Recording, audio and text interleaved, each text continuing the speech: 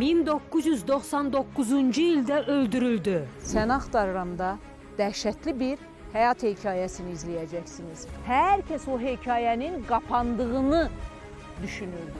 Amma Oğlu illər sonra atasının qatilinin axtarışına çıxdı. onun bura tez-tez gəldiyi deyilir və hətta sonuncu gün bura gəlibdi.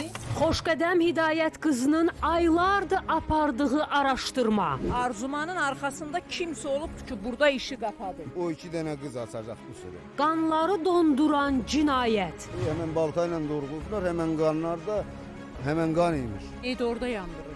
Məqsədi kim öldürüb? Səni axtarıramın apardığı bir araşdırma bu balaca kənddə açılacaqdı və 26 ildən sonra.